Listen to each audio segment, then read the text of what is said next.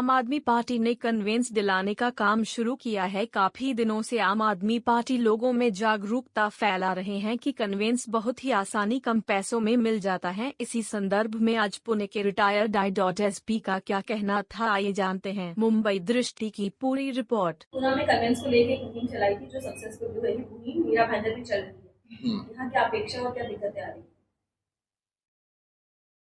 यहाँ के लोगों ने ज़्यादा से ज़्यादा लोगों ने इकट्ठा होके मुहिम को ज़्यादा आगे बढ़ाना चाहिए। तो अकेला आदमी बिल्डर के साथ वो फाइनेंशियली इनसे ज़्यादा स्ट्रांग रहता है और उसका समाज में स्टेटस भी ये इंडिविजुअल आदमी से बड़ा होता है। तो फ्लैट परचेसर को वो रिस्पॉन्स नहीं करता है, इसलिए वो कन्वेंस नहीं होता है। कन्वेंस होने के लिए सब लोग इकट्ठा, ज़्यादा से ज़्यादा लोग इकट्ठा आना होता है। और कई कई जगह पे ऐसा भी मालूम होता है कि बिल्डर सोसाइटी के या वो कॉम्प्लेक्स में कुछ लोग हैं, उनको कुछ लोगों को अपने पास इन्फ्लुएंस करके रखता है और आपस में थोड़ा पार्टी बनाता है। तो एक पार्टी नेचुरल बिल्डर के फेवर में काम करती है और दूसरा ये लोग कन्वेंस के लिए कोशिश करते हैं। तो उसमें जो पार्टी प्रबल है उसका थोड़ा सा नेचुरली इन्फ्लुएंस रहता है। तो इन लोगों को कन्वेंस करके मिलना चाहिए। कानून में, ये कानून तो 63 का है अभी तक, और कानून इतना स्ट्रांग है कि उसमें अरेस्ट करने का प्रोविजन है, ऑफेंस कॉग्निजेबल है। 3 साल की सजा कम से कम 3 साल की है, कम से कम 1 साल की है, 3 साल की है और 5 साल की भी है। तो कानून अपने जगह पे है, लेकिन हम लोगों ने जो फ्लैट परचेसर है जिनको कन्वेंस नहीं मिला है, वो लोग ज़्यादा से ज़्यादा आगे आके इसका इस्तेमाल करना चाहिए। फायदा कानून में ऐसा प्रोविजन 2008 में आया है कि अपना जो डिस्ट्रिक्ट डेप्यूटी रजिस्ट्रार होते हैं उनको बिना बिल्डर के, अगर सोसाइटी के लोग इकट्ठा आकर एप्लीकेशन करेंगे, वो 51% मेजॉरिटी, अभी गवर्नमेंट ने सर्कुलर निकाला है 51% का। कानून में तो 10 लोगों का ही सोसाइटी है। सरकार एक्ट में कलम 6 में 10 लोगों का सोसाइटी बन सकता है, रजिस्टर हो सकता है। लेकिन गवर्नमेंट ने सर्कुलर निकाला है, उसमें 51% लिखा है। तो 51% लोग इकट्ठा आके उन्होंने डायरेक्ट डीडीआर के ऑफिस में एप्लीकेशन दिया तो वो सोसाइटी बन सकता है। वहाँ एक प्रोसीजर है कि जो डीडीआर साहब उनको नोटिस निकालते हैं और उनका भी जो उनका जो स्टेटमेंट है वो लेते हैं, लेकिन बिल्डर के विदाउट बिल्डर वो सोसाइटी रजिस्टर हो सकता है। तो 7/12 है, उसमें स्टेट इन्वेस्टमेंट का नाम डाला हुआ है जगह मालक के आधार पर, कब्जेदार के आधार पर। तो अभी ऐसे है कि जिस समय सोसाइटी रजिस्ट्रेशन हुआ उस समय सारा राइट सोसाइटी के पास चला गया। तो ऐसे में स्टेट इन्वेस्टमेंट उसके अंदर जो आज आया हुआ है वो इलीगल तरीके से। कानून में सोसाइटी रजिस्टर करने के लिए खाली 51% लोगों की जरूरी है, लेकिन कन्वेंस करने के लिए लैंड ओनर और बिल्डर दोनों की जरूरत होती है। सर, यहाँ समस्या यही है, यहाँ पे ज्यादातर सोसाइटीज रजिस्टर हो चुकी हैं, लेकिन ड्रीम कन्वेंस के लिए जो जगह है, जो 7/12 है, उसका आपको एनओसी नहीं मिल रहा, जिसकी वजह से ड्रीम कन्वेंस हो नहीं रहा।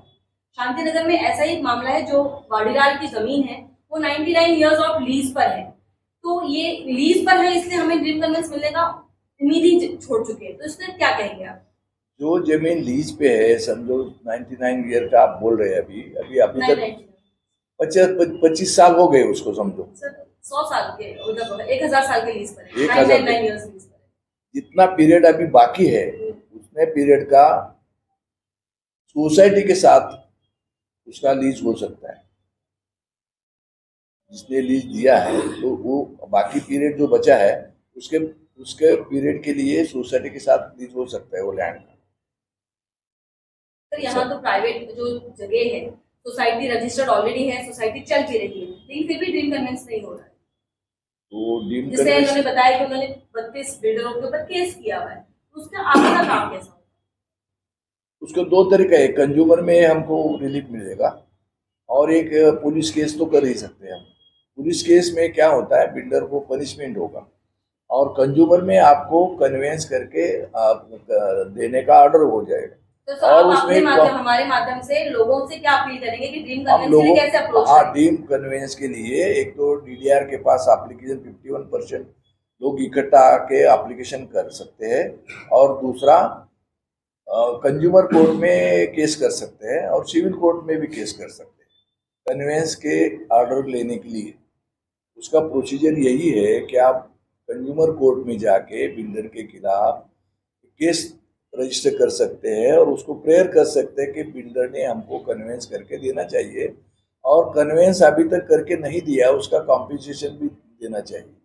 ये दो चीज़ पर आप कंज्यूमर में प्रेयर कर सकते हैं और इसके साथ ही आप पुलिस केस भी कर सकते हैं। सर यहाँ पे आपके पैनल में बहुत सारे एडवोकेट्स भी हैं और वो लोग ऑलरेडी ये चीज कर रहे हैं, बिल्डर के ऊपर केस भी किया है, बिल्डर के कान में जू भी नहीं रहेंगे, तो इसको लीगल प्रोसेस में किस तरीके से लेंगे सर, आप बताइए। देखिए, आप लोगों का सवाल बार बार ड्रीम कन्वेंस पे आ रहा है जी। थोड़ा सा मैं आप लोगों को एक क्लेरिफाई करता हूँ। कन्वेंस और ड्रीम कन्वेंस, जो कन्वेंस का जो प्रोसीजर है वो ऐसा है कि जहाँ बिल्डर अवेलेबल है और बिल्डर तैयार है वो कन्वेंस डायरेक्ट बिल्डर और सोसाइटी के बीच में रजिस्टर्ड होता है। ड्रीम कन्वेंस का सवाल तब पैदा होता है जहाँ बिल्डर अवेलेबल नहीं है। इसे गवर्नमेंट ने 2008 में एक ऐसा प्रोसीजर बनाया कि बिल्डर जगह छोड़ के चला गया, एक्सपायर हो गया, उस जो जिसने डेवलप किया उसको कुछ अता पता नहीं है, तो क्या ये सोसाइटी ऐसे ही पड़ी रहेगी बिना कन्वेंस का?